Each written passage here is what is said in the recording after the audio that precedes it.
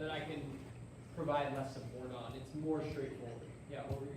How to, reasonably anticipate the amount that actually needs to grow? And how do you anticipate what to grow? Okay, this is a huge question. Yeah, maybe from one more person. What is crop planting? Or what do you hope to learn in a crop planting class? Well, I have a garden right now. Yeah. And it's like, my cucumbers are good, my tomatoes aren't here yet, my salads are done, so it's like, how can I get it all at once? Like, Yeah. how can I plant so that I can have things throughout the summer and fall? Totally. Yeah, one of the big challenges that I'll say that going from working here to having my own garden is just such limited space.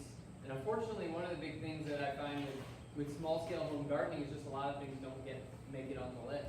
And that's one of the sad realities. But I think this is one of these things where,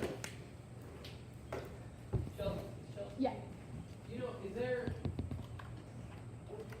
the same thing that Mike is doing when you're thinking of for the PEC, or is it all? Yeah. No. Okay. Well, you guys will have to forgive me if it turns off. We'll try to do our best to turn it back on. All right. So let's get started. We're going to start with the hypothetical. We're not going to talk about crop planting at all. Okay. The hypothetical is, so a friend approaches you and says, "Can you make a salad for my wedding?" And they want like a bomb-ass salad, something that just looks like this, right? Like they don't want you to just like make like a pasta house salad, right? They want something exquisite. And they say, "Can you make a salad for my wedding?" All right. So they propose this to you. Okay. Now I want you guys to think, well, what are the questions logistically? You say, "Yes, I'd love to make the most exquisite salad you've ever seen." What are the questions you need to know from your friend to be able to deliver on that yes? What are the things that are running through what would start running through your mind? The questions you would need to ask. When's the wedding? When is the wedding? When do you need these ingredients? Yeah. What other things might you need to know? How many people are you feeding? Exactly. So when is it? How many people? What do you want in your salad? What do you like to eat? Yes. What do you want in your salad? What do you like to eat? You guys are nailing it, right? So you're like 3 for 3. This is perfect.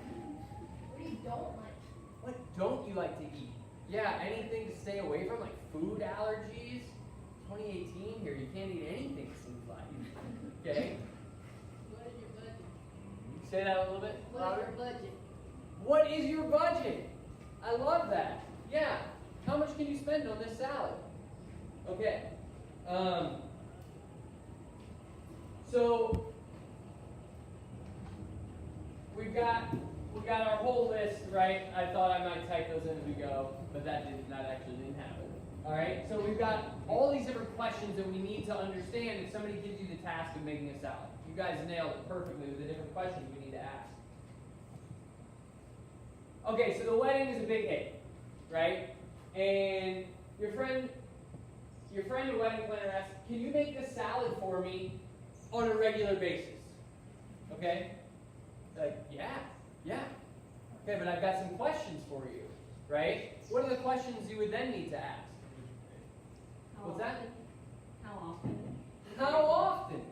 Right? Do you need this salad? Are you doing 3 times a week weddings? Are you doing one wedding every 3 months? How often? Right? That's like the key, right? Anything else you would ask? Did you okay with seasonal salads? Yeah. How can this salad change? Like, you loved my first salad, right? But my first salad was like spinach based, right? And you're talking about making salads in the summer. We can't really grow spinach in our climate for the summer. So can this be swapped out for different seasonal ingredients? What kind of flexibility do we have here? Yeah, exactly. This, on a very small scale, okay, I think that we've all probably made salads for our houses, right? But we may not have been tasked with this idea of having to ramp up and really force ourselves to think about some of these questions and answers. So what if at our wedding, our friend says, we've got 100 people, and we really want you have free reign on the salad, but we really do want spinach, okay, as our main leafy green, okay? You then need to go source this spinach, right? So what question are you thinking in your head? You've got 100 people.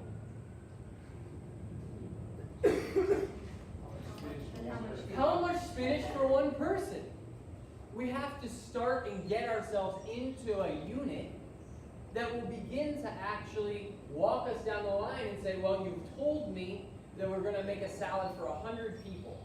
And I know that I need a quarter pound of spinach for one person to have a bomb-ass salad like the one that we saw, right? So I need to then go source out 25 pounds of spinach, right? What's another ingredient we would have in our salad?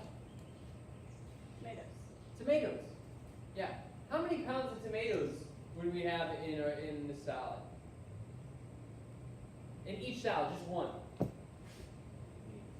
1/8 of a pound. Yeah. I love 1/8 of a pound of tomato in a salad. It's a perfect amount. So we've got, what, half of the 25, we've got 12.5 pounds of tomatoes that we need to then look at, okay? And so when we think about crop planning, okay, to me, what it's really about, it's about saying, I've got this event, and the event is every day I eat, okay? Or every day people eat, and I need to make sure that they're fed if I'm a farmer, okay? We're going to walk this balance between home gardener and production farmer. I'm going to do the best I can here.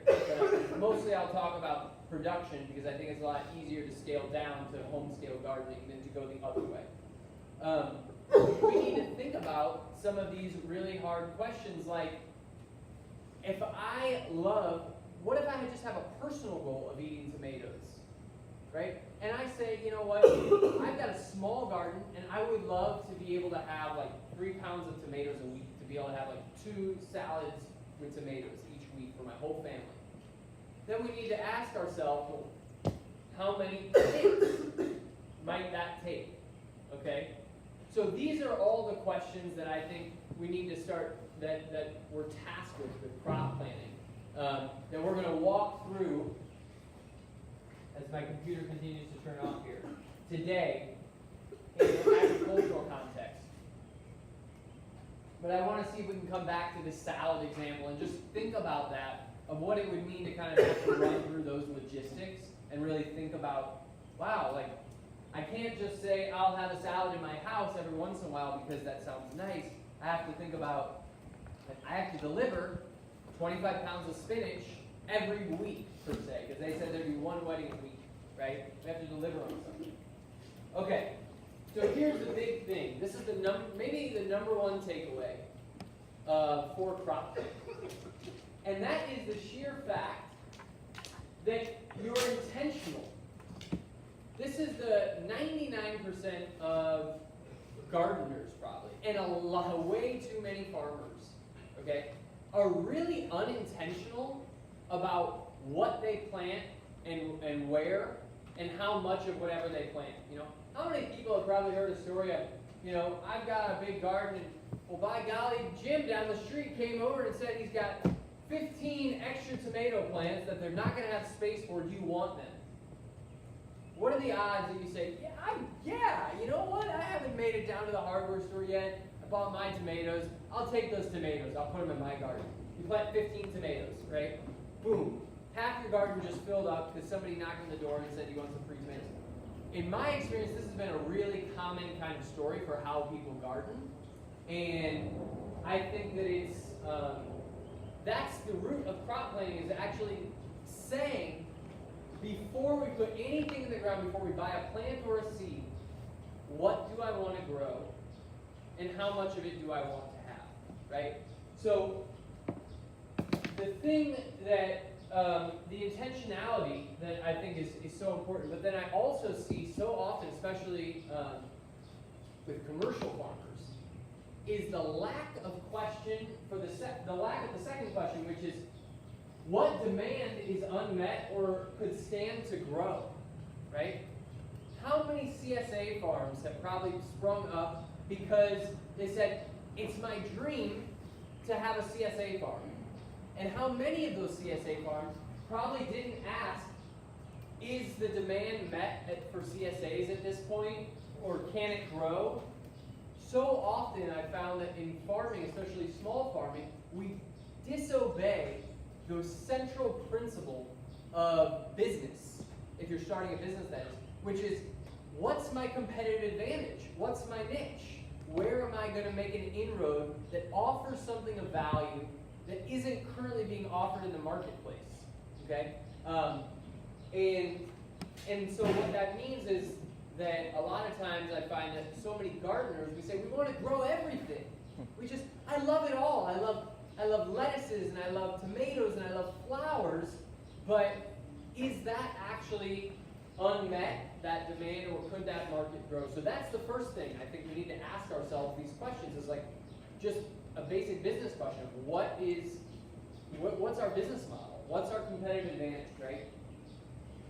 If you're in the garden, I think, at a home scale, I think it's really important that we ask the question of, what do I buy a lot of already?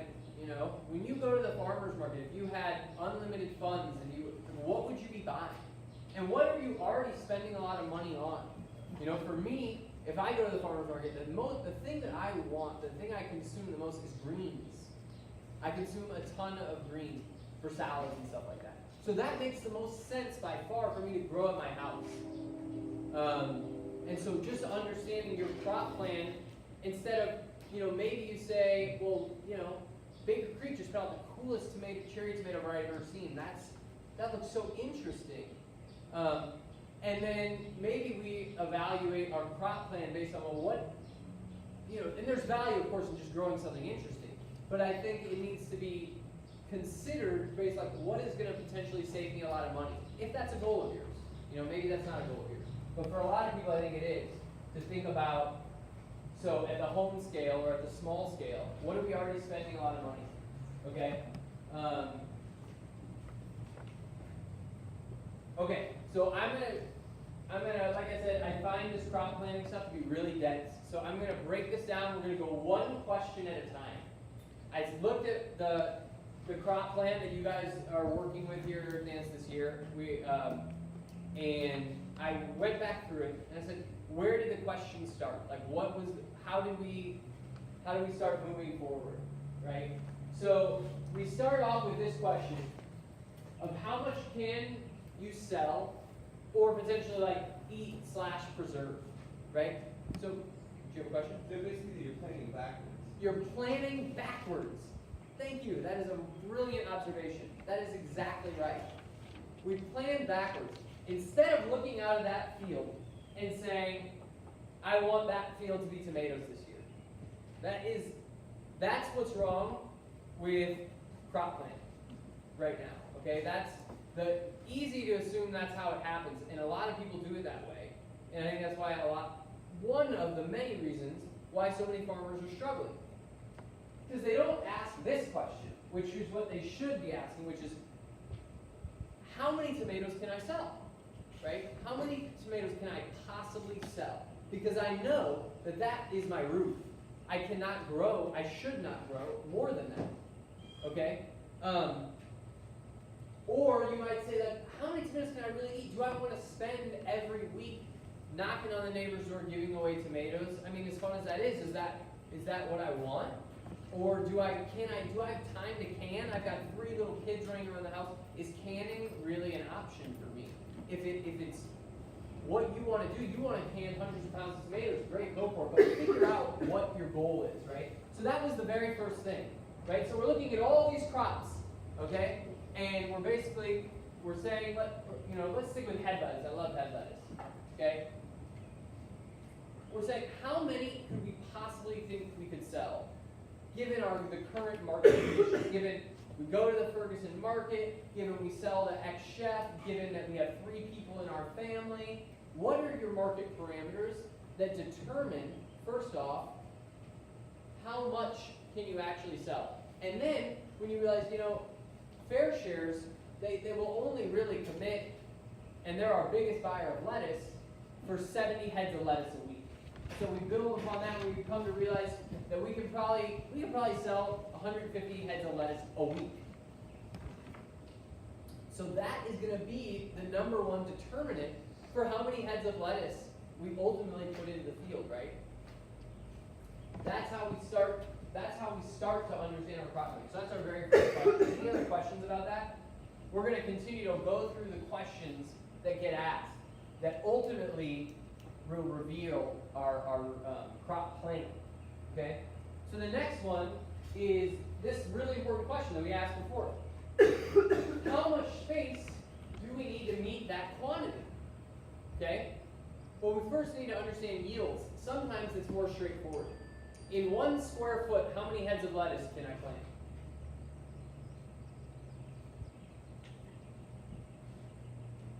Okay, thanks for all the answers. 1, right? Typically we plant 1 head of lettuce per square foot, right? So, it might be 1.5, but let's just say 1 for simplicity's purpose, right? If we end up planting 1 head of lettuce, then it's pretty straightforward. We know how much yield, roughly, we can get per square foot. But what about a tomato? What about a bed of beets? Okay? Very difficult to know these things. Okay? So we need to understand that if our main chef account says, well, I can buy 100 tomatoes, 100 pounds of tomatoes a week, well, you can't know how much to plant of tomatoes if you don't know the answer to this question, which is how much space do I need to meet that quantity? Okay? And this is a book I recommend, How to Grow More Vegetables, John Devon's. Okay? And he's got all kinds of yield quantities in there. It is a phenomenal book. I think that the Market Gardener, was the Market Gardener like required reading for you all? Yeah? The Jean-Martin Fortier book. I think that he talks about anticipated yield as well. Okay? But it's really important for us to understand that if I plant a 100-foot bed of beets, okay, what is my anticipated, how many bunches of beets can I expect to get from that, okay, in average conditions, okay? And we need to understand these things, because they are what will determine how much we end up planting, right? Are we following this? Is this all feeling good? Okay. Okay, then we have to start getting into more of the nitty-gritty stuff. This is maybe what Danielle's looking for. Okay. We're going to actually do this together. I want to actually do the talking. Okay, so then we have to actually decide when. Okay, we know that our chef wants to buy 100 pounds of tomatoes, and we know that we will need 100 bed feet of tomatoes, because we looked in John Jevons' book, and it says we need 100 bed feet of tomatoes to get 100 pounds a week. Okay? So then what are some other, but then we need to decide when. When do we plant this stuff? Okay? This is a big question. So let's hear some favorite crops that people are growing this year. We're going to go one by one. Tomatoes. Tomatoes. Great. So tomatoes is, we've been talking about tomatoes, it's more straightforward than a lot of it. When do we plant tomatoes? March 1st. March 1st? Is Danielle on it with March 1st? Maybe we start our seeds March 1st. In this case, let's talk about when do we plant them outside? May 15th. Yeah. For, could be May 15th, I would say, let's just call it May 1st. That's when I think we had them in the crop plan this year. To start to get our first succession of tomatoes in May 1st. Okay? Then we need to understand what? We need to understand what Danielle mentioned, which is the next step of, well, if that's the earliest those plants can be planted, when do we need to start them in the greenhouse? Okay? So what did you say, Danielle? March 1st.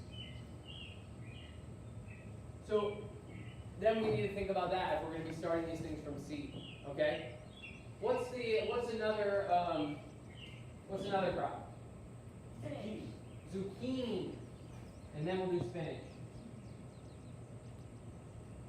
Okay, Zeus. With zucchini, it's very different than tomatoes. Okay, when do we start to plant zucchini?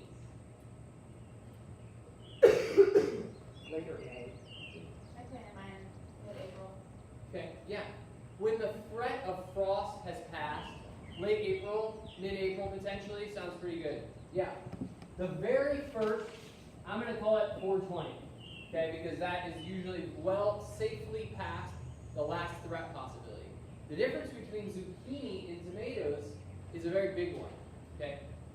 In that tomatoes usually we have like one big spring planting because it takes so long for them to ripen, to come to fruition, right? Literally. With zucchini, it's much more of a succession crop. And this, unfortunately, I think the best resource is probably the Market Gardener, that book. How many successions do we plant? Because I can assure you that if you plant zucchini and your goal is to have zucchini, you remember you've got this wedding every single week, you have another wedding, you need to deliver the salad, right? How do we ensure that we have zucchini every week that we want it? We need like 3-week successions, okay? So that means every 3 weeks.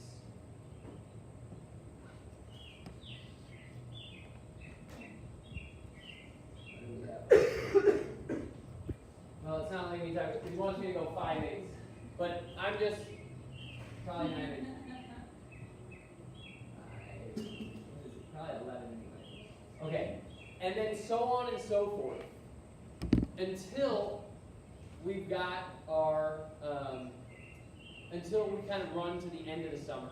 Okay, so we got to understand that some crops have different successions. Okay. This is the idea of successions, by the way. What is succession planting, Danielle?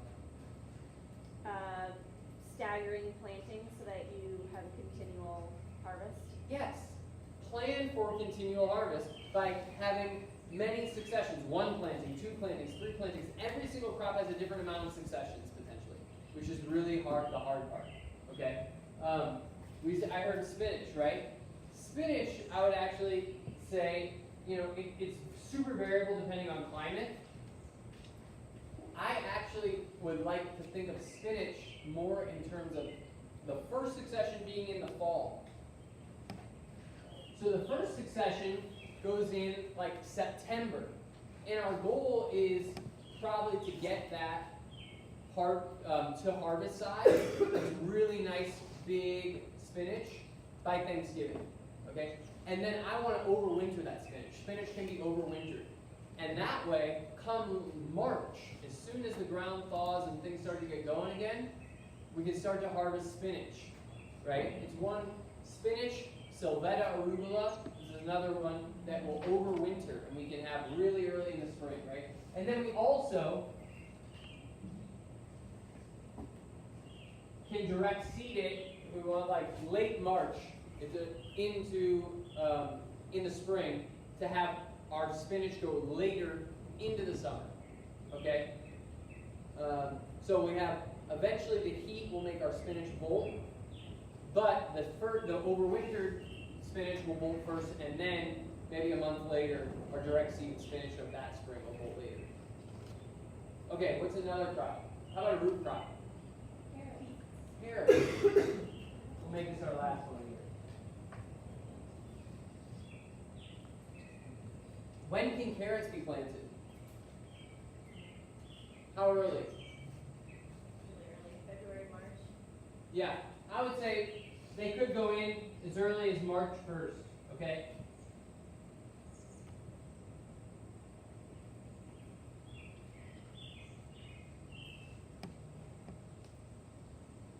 That's what our carrot successions look like, right? There's a ton of them. There's a huge market for carrots, especially local carrots that are so superior. And we always want to ensure that we have such a staple product, right? So it's really, it varies every single crop, right? We need to understand, like, when is the earliest that we can plant this crop, and when is the, and what do the successions look like? And I'm going to just choose the very last one.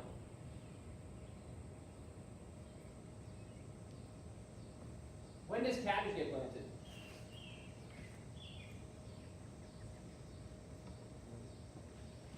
What's that? Pretty early, like that, right? Like late March, you can start to put out cabbage. When can you also plant cabbage? Fall. Okay? For a fall harvest, we might put in cabbage in August. Okay? Like, we might want to be planting it August 1st. Okay? A lot of times we seed it in the greenhouse on the solstice. So to be planting on 8/1.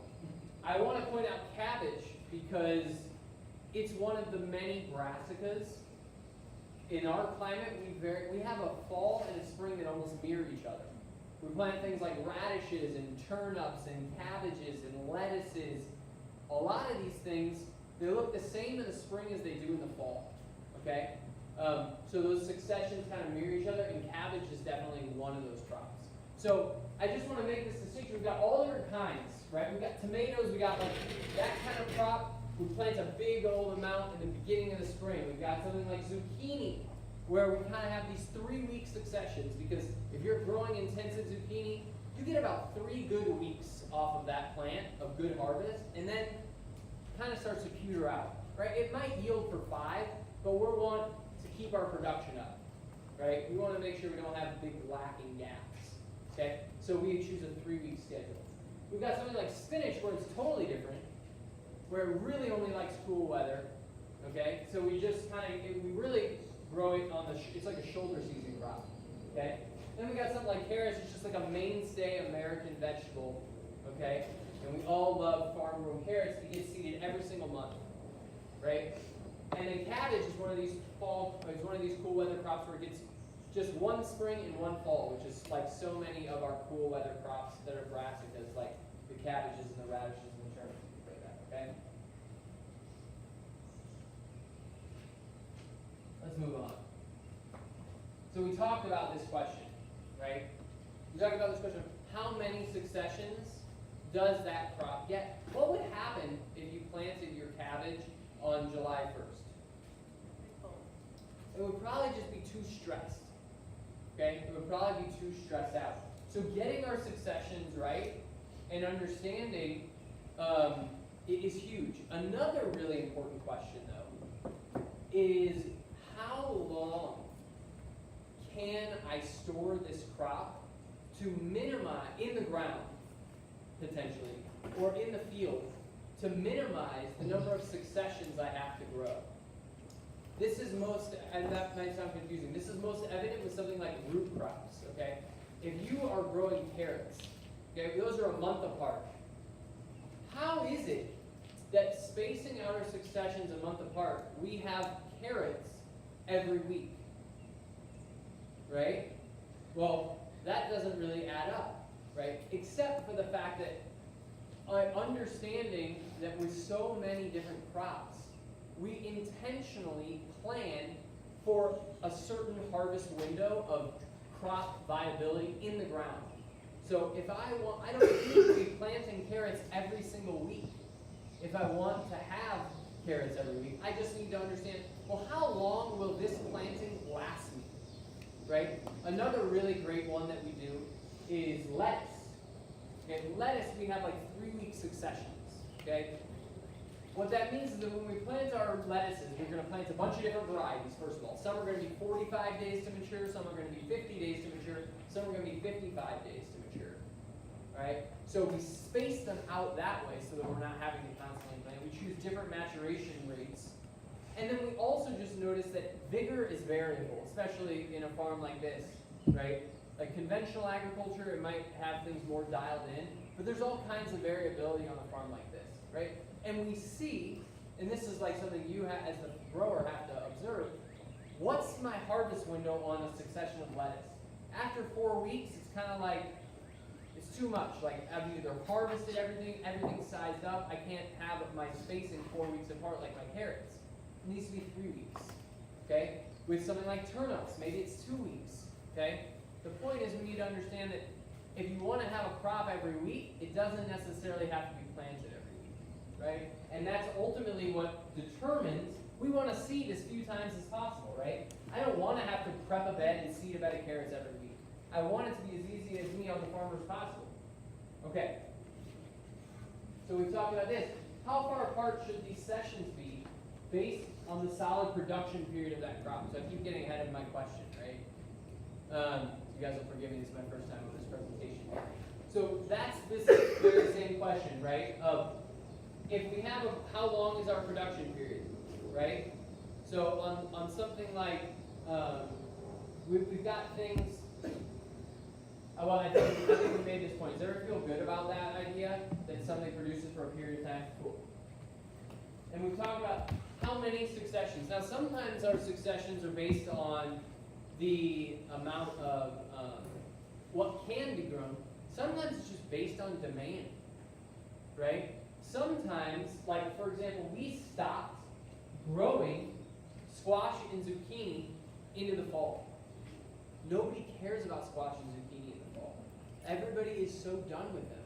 Yes, you can plant August 1st squash and harvest it into the fall. But nobody will buy it. So, it's also this question that we need to ask of to go back to our business smarts and say, like, where is the demand at? Where is the market at? Do I, in my backyard, want to grow squash still all fall long? Am I just tired of it? Because I tell you what, by September, you're going to be growing your arugula and your radishes and your turnips. You're going to be harvesting your cabbage. Everything, your peppers are going to be exploding. You just won't care about your squash and zucchini anymore. So we can, you can use your own judgment based on, whatever conversations you're having with people at market, what you observe, what you want to eat yourself, and change those. Okay, then we start to get into the nitty-gritty, right? So we asked all those questions. Now we're going to ask the tough ones. And sometimes, and these are often right out of the book. That helps it. Okay, we can look these things up. But we can't not know these going in, because if we don't know the answers to these questions, we don't know how many seeds to order, we don't know how many plants to buy or to propagate. We have to first ask this question. So you may look up, and your chef might tell you, yeah, we want 10 pounds of turnips a week from you. Okay, and you know that your spacing in a turnip succession is 2 weeks. I need to sow every 2 weeks. So I need this succession to ultimately yield me 20 pounds. Okay, 10 pounds for 2 weeks. But what I may not know from the book, for example, I may not be working off this exact same system. So I need to understand what my yield is ultimately by messing around and kind of figuring things out based on how wide are my beds, how intense do I want to grow. So we need to understand how many rows per bed. How many rows per bed of carrots you guys doing at Earth Dance this year? 5 rows per bed. Okay, this is huge to understand what your yields are like. Because if for whatever reason you had 10 rows per bed, you would need twice as much seed to seed that same bed, right? So this is so important to understand that even if you said, I want to plant that field to carrots this year, how do you know how many carrot seeds to buy? You have no idea until you answer this question. How many rows per bed? How many beds, okay? And then we need how many plants per foot, or how many seeds per foot? Okay, how far apart should our carrot seeds be? Anybody take a guess? An inch. It's a great guess. It's right. And there's no right answer. I mean, the carrot seed, roughly an inch, right? From half an inch to an inch and a half, something like that. We need to know that so that we can ultimately decide, well, how many feet of carrots am I growing? And when I say feet, I mean linear feet. So if I have a 100-foot bed and 5 rows per bed, how many linear feet do I have? What's that? 500, right? And then if I have a seed every inch, well then you can do the math, right? 1 seed every inch for 500 inches, right? Maybe it's not that big. Okay, so the Earth Dance field map. I wanted to look at this. So I put this up. This is the field map. This is how we did the crop planting this winter. Okay? And so I wanted to walk you guys through this process. What do you guys know about this already? What exposure do you have? How much have you seen this? Who can give me a 1-minute introduction? Yeah. I think we know how to read it. You know how to read it? Yeah. Great. So you can read it. Yes, that. I Okay. can learn how to do it. But basically each rectangle like a hill represents a bed Yes, each of these rectangles represents a bed. that's out there in real life. Correct. A bed meaning a place that we plant that's surrounded by pathways. So this would be like a bed that we plant in, we can walk around it and access it. Yeah.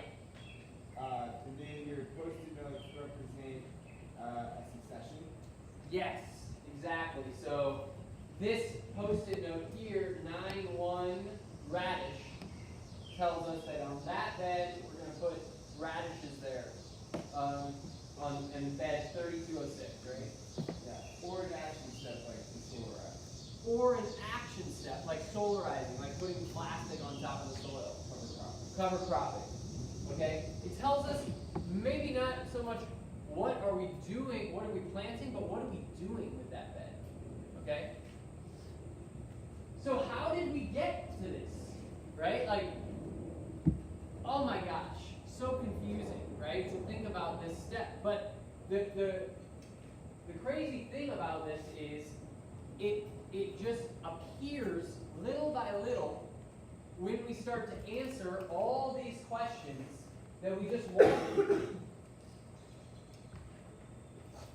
So if we want to walk through these questions, and then we're going to come back through them. And so when we answer the question, for example, let's look at carrots. Of how many carrots could we sell? We realize that we need about 3 beds of carrots to meet that weekly demand. Okay? I don't know what the anticipated yield is. But whatever it is, that was the amount of carrots. So then, boom, we take 3 sticky notes and we label them carrots. When is our first carrot succession? You guys remember I wrote it up there? March 1st. So then I get my post-it notes out. I get 3 of them because I need 3 beds to meet my demand. Carrot, carrot, carrot. 3, 1, 3, 1, 3, 1. How far apart are my carrot successions? 1 month. So then I go and make all my post-it notes for carrots, and I put them over here, right? Because I know that I need March, April, May, June, July, August. That's the last time I can do that, right? We know. So then I follow that question. I put the post-it notes over there, right?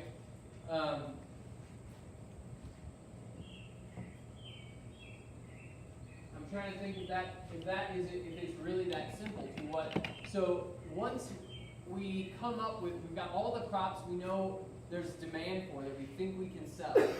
Okay, we've determined we need X number of beds of, we need a bed and a half of squash for each of our successions, and we've got 3-week squash successions, right? So the very first squash succession, probably started on 420 or so, and then jumped every 3 weeks into June, and then that was the last one, right? And then once we went through all the different crops that we think we're going to grow, we love to have a visual representation of your fields, okay? So it's very helpful for those of you who are gardeners and not. I highly recommend, for crop planting purposes, standardizing your beds. Okay, the smaller the scale you are on, the smaller your beds should be. That does not mean you need a physical barrier, but what it does mean is, if the only thing I have in my garden is this garden bed and this garden bed, I've got 2. I'm breaking this into 4 beds. Okay? I'm going to draw an invisible line in my head right down the middle of these 2, because now I have 4 units that I can play with. Okay? I might divide it into 8 units, because I want to understand, I want to be able to break this down. And the idea of like square foot gardening, for those of you who've heard about that kind of helps get to like for very small scale growers. I think it helps break things down into units that you can plug and play with. But the ultimate idea is that I think it's very helpful to plug and play like this. Yeah. Do you also take into consideration like soil health as well? Like what works after what plants should go in after other plants? and Yes, so- absolutely. That is taken into consideration. The main thing that we're looking at when deciding, how do we decide that carrots should go here? Like, what were the decision criteria? I said I wouldn't get into this, but now it's been asked. Now it's been asked. What I will say, this is just me speaking personally. We're very much on a system here that requires observation of what's happening in the soil, right? So if you are seeing low fertility, it needs to be addressed. But for the most part, how are you guys keeping the beds fertilized? Compost. Continual compost additions will ultimately be long-term food for the soil. Okay? But the other things that determine that carrots are here, they probably ended up being planted here because what was before it was in a different plant family, okay? And it probably was something that was very easy to clean all the plant debris out of, right? I'm seeing like mesclun, right? Mesclun is this low to the ground leafy greens, so easy to clean up that bed, right? It's not tomatoes, where it's like, whoa, to go from tomatoes to get a seeding bed of carrots, that would be a really huge task, okay? So we need to understand, so it needs to be, how easy would it be? How, is it in a different crop family? That's the main thing I want to know. Ideally, in my experience, I found that I like to think about a 3-year crop rotation.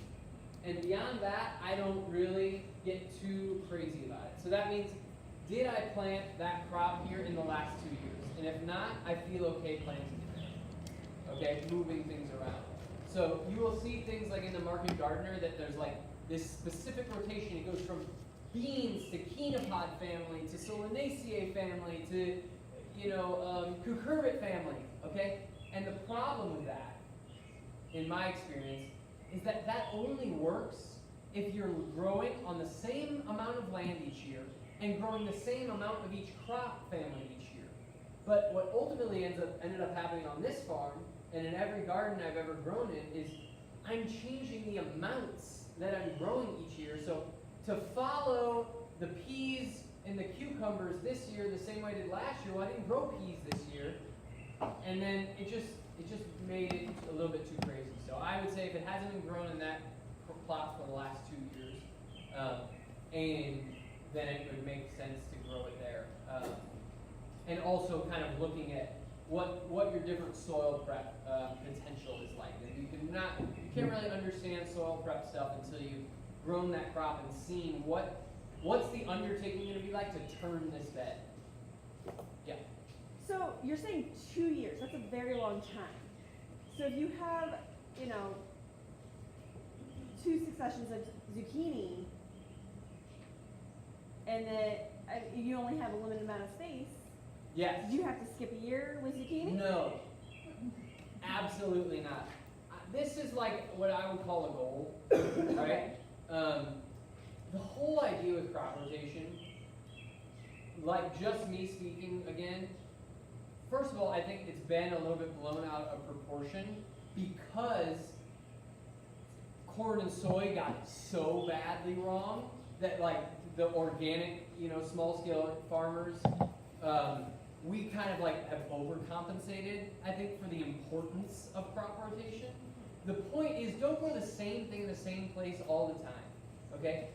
And some people I've talked to are even saying, actually, that's not even true. Because I grow my tomatoes in the same spot every year, and my tomatoes love that soil in that field. And sometimes, I think, for those of you who've looked into this whole idea of mycorrhizal fungi and certain fungal and plant relationships, sometimes we can actually foster that relationship if we continue to plant the same thing. Because the ally of fungus onto connecting the plant roots to fortify and invigorate plants can't happen if we plant something that's different. the main thing to watch out for with crop rotation, this is the big takeaway with crop rotation. If it's diseased, don't plant that thing anywhere near there if you can. And if it's really badly diseased, don't plant that at all. Okay? If you get creamed with your tomatoes and you saw 3 different diseases and you harvested nothing and you know that those spores probably ended up all over the garden because you're on vacation and everything just spread all over the place probably, you might take that year off of tomatoes. Okay? It's the logic game. Okay? If you had a perfect garden because you've been stewarding your soil for 10 years, your fertility's great, your pest management's on task, right, and nothing really exploded out of control, well then it becomes less and less important to rotate crops. It's all like this idea of mostly disease, in my opinion. Mostly Not disease. pests. And in a small space, even like this, you can confuse the pests a little bit. And it will give you a little bit of a jump start. The last thing you want to do is plant something where you know especially a pest may have overwintered. And it's going to come up right there. Let's say if you grew squash in these beds here and you know that you had a huge squash bug infestation and then all the squash plants are on the ground still come March and you're like, there's definitely squash bug larvae and eggs that are hanging out under these plants. No, do not clean that bed, plant squash, put an insect net, and then just let them devour your squash.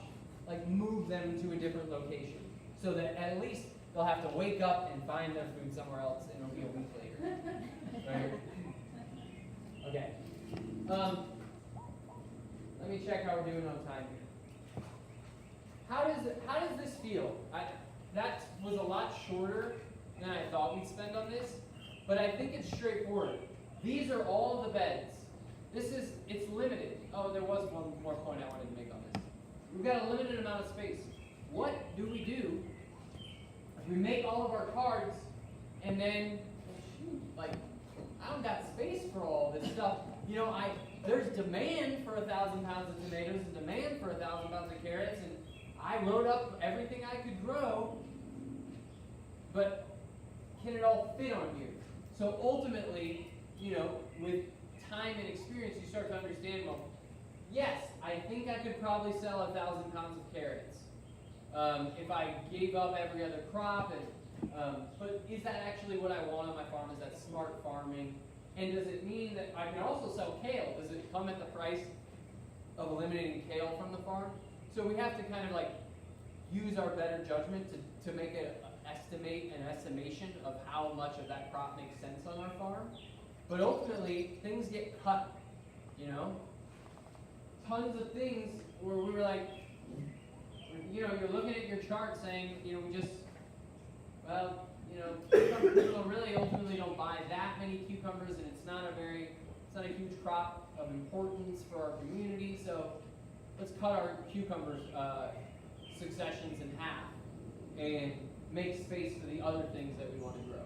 So ultimately what I like about this is it kind of forces you to prioritize, whether that's what you really want to eat or what you really think is best for your farming operation. Does that make sense for everybody? So it's really not that crazy. We followed our crop rotation ideas, and we followed this idea of, well, what is the crop that we want to grow? How many successions does that crop get? And how many, what's our yield given for each succession based on what we want to grow?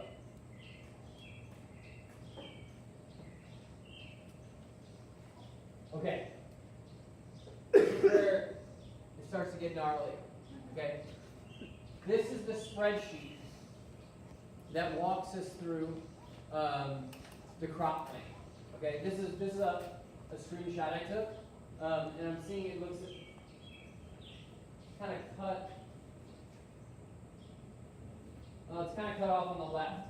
The very left column, guys, is the crop. Okay, like a crop name. Like the very top one says tomato, if you can see that. Okay? So what this does is it basically asks all those questions. This is the mother lode of all those questions put into one form that makes you answer them in a horizontal line. Okay? I think I have.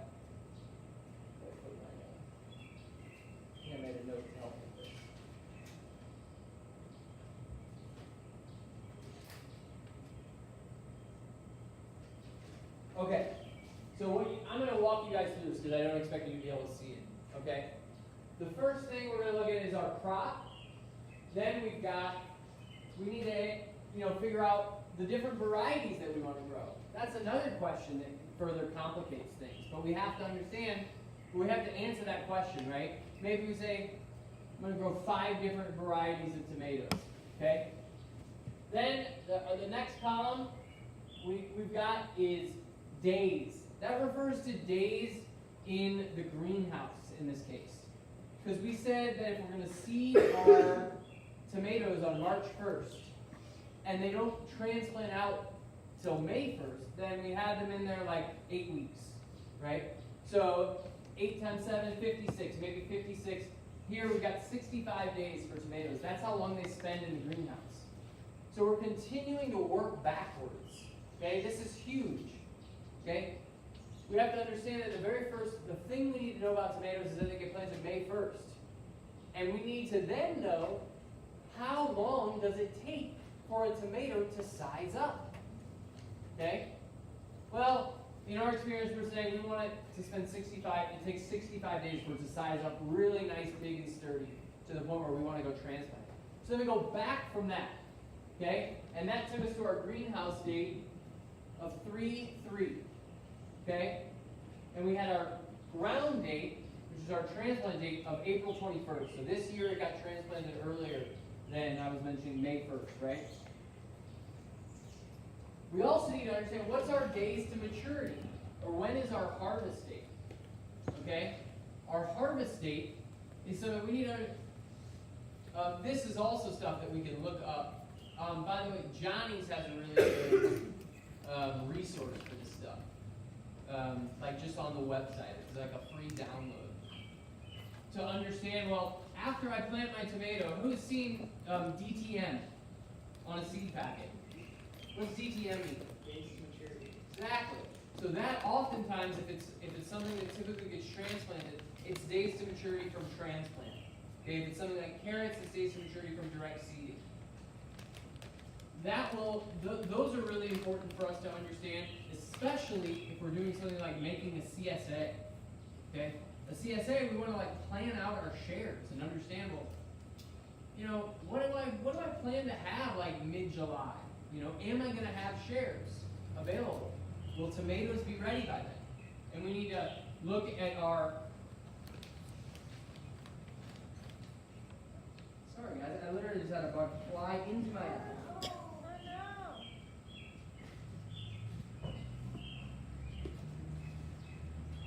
Okay.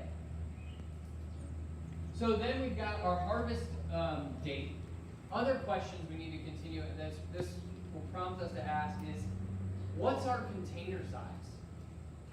Right? What are the different containers you guys have planted from? How many different cells per container? 128. 128. What did we plant from a 128? Lettuce. Lettuce. What's a different cell tray? 72. 72s. Like a lot of things like kale and cabbage. Okay? And then we've got what's the other big one? Where do you guys plant squash from? 32s. Okay? This is highly variable, right? It depends.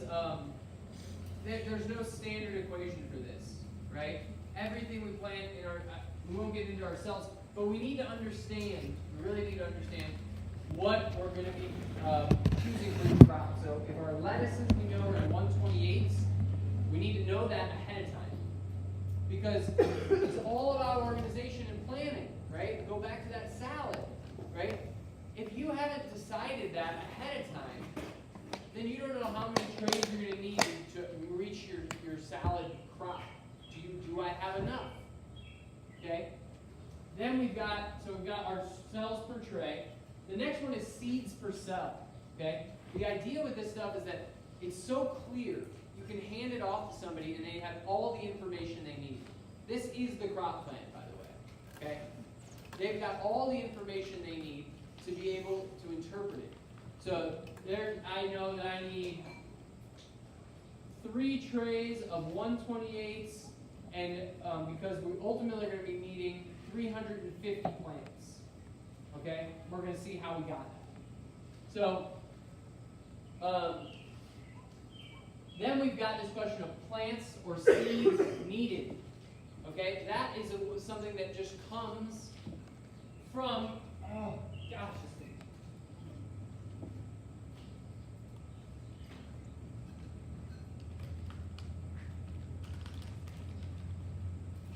From the information that we've already asked, right? We've already asked a lot of these questions. We've said on our carrots, we need to already know the answers of how many rows per bed, how many beds, how many seeds per foot, how many feet are all of our beds, right? And those are the kinds of things that will help us get to the answers of how many cells are needed or how many seeds are actually needed, okay? So if we decided that our lettuce successions, right, are 3 weeks apart, and every single lettuce succession, we need roughly 300 lettuce plants, okay? And our trays are 1/28. So how many trays are we going to sow? We're going to sow 3, right? Because we want to have a lot more than a lot less. So we're going to have roughly like 380 lettuce plants, and that will make sure that when we need to go plant our 300 that we have enough, right? And so these equations, there's a bunch of different equations built in here that allow us to be able to calculate that. I wanted to work through,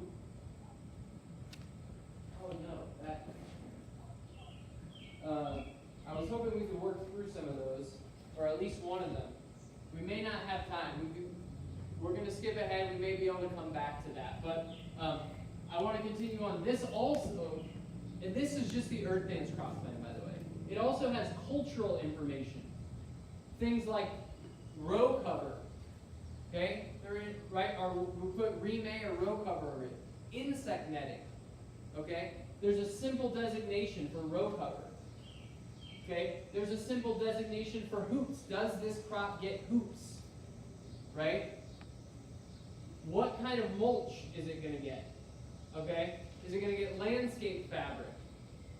These are all prompts that help us think, that I encourage everybody to think about ahead of time.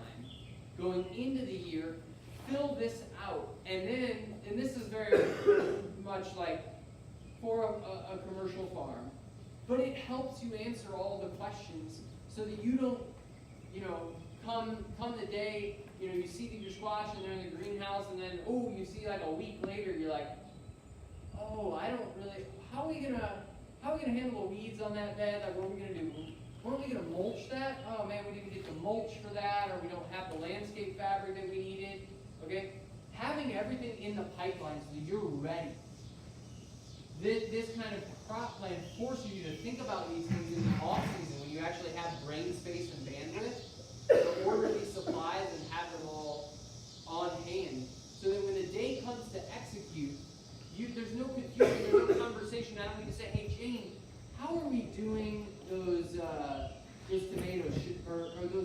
Are we going to put row cover on the cabbage, or are we going to put insect netting on the cabbage? We don't have to waste our time on that conversation. It's just there. Right? All the information we need. Okay.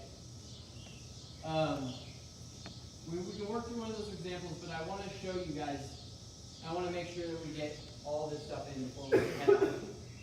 So the season is over. Okay? This is huge. How did we do? Okay? And I really want you guys to understand that evaluation of how you did is not, it felt like a bumper crop year. Evaluation means, how much money did we make on that? Did it pan out for us? Did it make sense financially? Was it worth the effort in your garden? And so this is a spreadsheet that is a very basic one that allows us to calculate. So what was our yield of spinach? All right, we had 357 pounds. And how many bed feet did we grow on? Okay, this is the amount of space it took to grow that amount of spinach. This was then our yield per bed foot. So for every foot of spinach that we grew, we had 0.78 pounds. Okay? And it was in the ground for 5.7 weeks, roughly. So it doesn't matter how much we grew of it. If we don't take into account how long did it occupy space, there's an opportunity cost for everything, right? But while one thing is in the ground, something else could be growing in there. So we need to measure its productivity over the life that it's taking up somebody else's opportunity. And then we multiply that by the retail price, okay? So we get that retail price, which is $8 a pound of spinach, and that will ultimately, we'll then divide the number of, I didn't bring up, let me see if I can bring this up for you guys.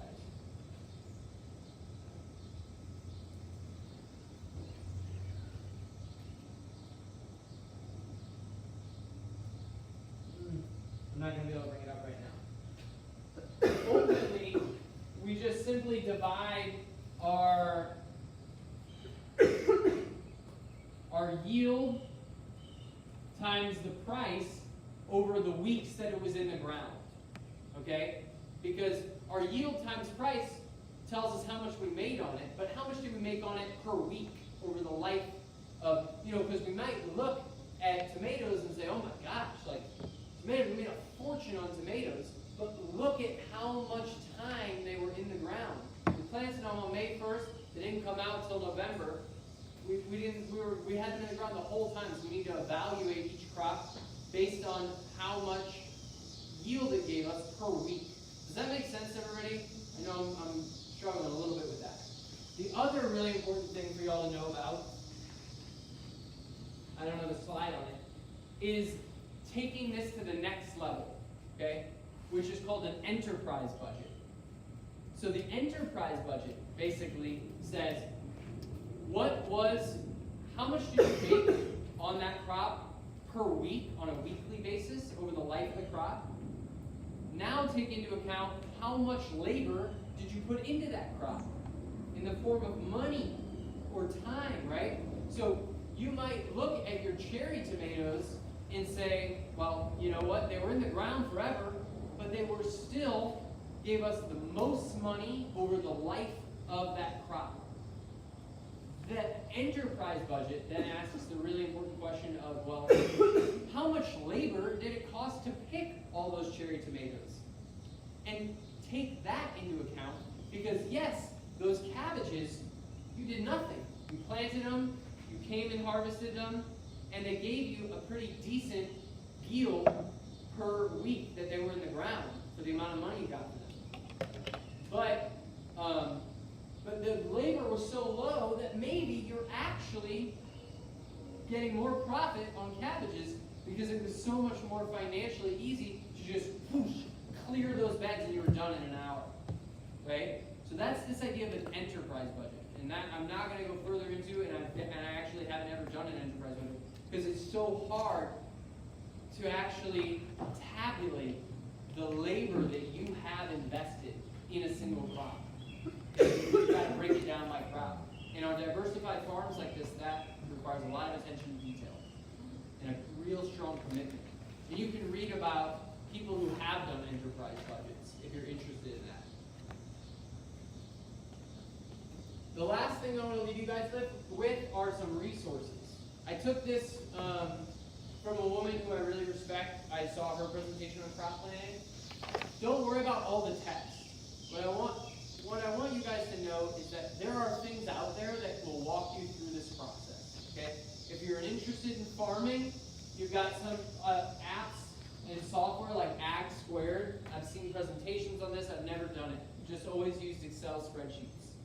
Okay? Every farmer I worked on has just used Excel, but people who are tech savvy, boy, there's so much, smart farming and planning that can happen by using something like Ag Squared or some of these other software programs. Okay, then there's other stuff like this Cog Pro that will allow you to keep your stuff, everything really well organized if you're trying to get certified organic. Our organic certifier was super accommodating to us here in making, we got our paperwork together. We didn't have to do this, but it can be really helpful. if you're just starting out, you have to learn a system to begin with anyway. May as well, I would think, it's probably worth using a software program that's like been really smart about thinking about these things. Some garden planner ones, there's tons of these. So many I've seen different ads for it, so I can't endorse one. Does anybody use a garden planning app that they really love? All right, we'll report back if you do. Because obviously this stuff doesn't, need to be done in a big software program. There's free options out there all the time. These are a few different worksheets. I see some people taking pictures. Feel free to take pictures of this stuff. The other worksheet I'll mention is the one that Johnny's has. I think Johnny's website has like a resources page that gives you a bunch of information about, days to maturity and recommended spacing, potential yield per acre, which is a really good one. That was the name. This was the, I just pulled all those slides that I just showed you from this presentation. This is what you can Google if you're interested in finding it. I think, and she's a longtime vegetable grower and writer, Pam Dalling is.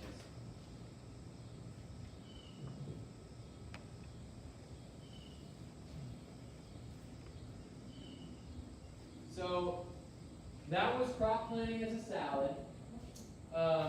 We have like a few minutes left, and is that right? We'll go until 7:30 still, Kelsey? Okay. I thought maybe we could.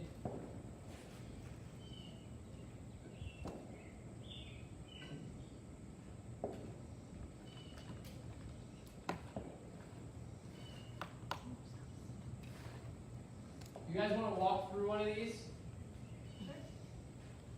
Wow, can you show up? Maybe.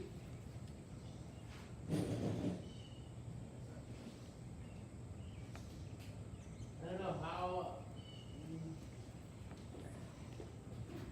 Are you trying to get all the way to the left? I'm trying to just, make it so the screen, you can see the whole screen. Maybe we can just scoot the thing over in the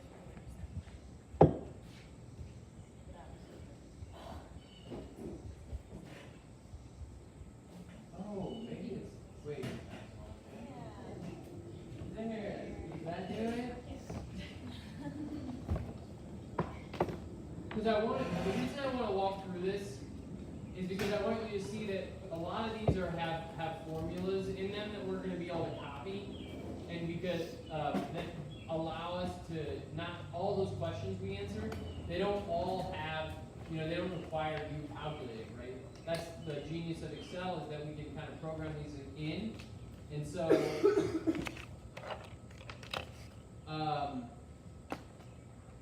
let's maybe take a crop like cabbage, which I think is an easy one. Anybody have a favorite cabbage variety? Say that again? Napa.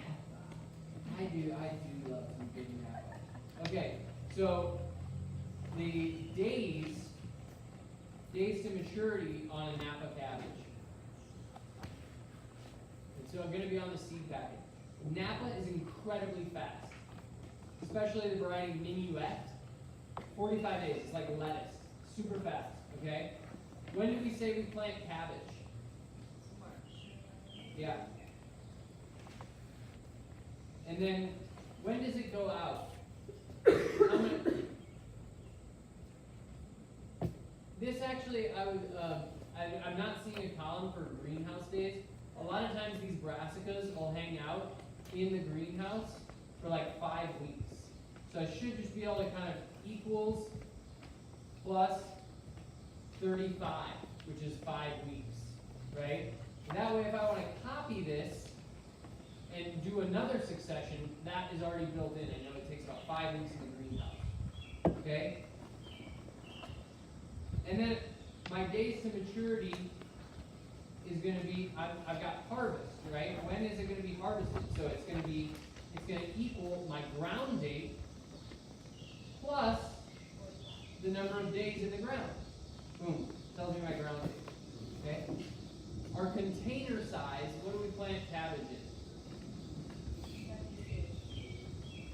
Okay, we need to know that.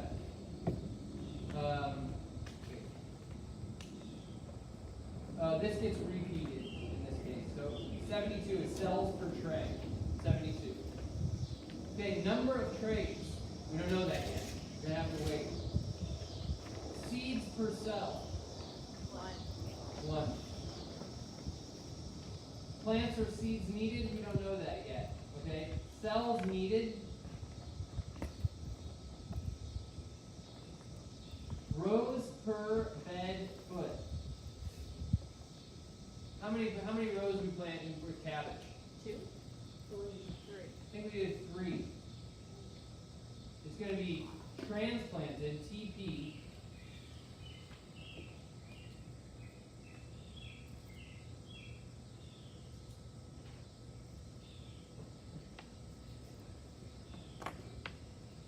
Then it says cedar plate. We don't need. Okay, we're not going to go into more of this information. Now we're going to go into.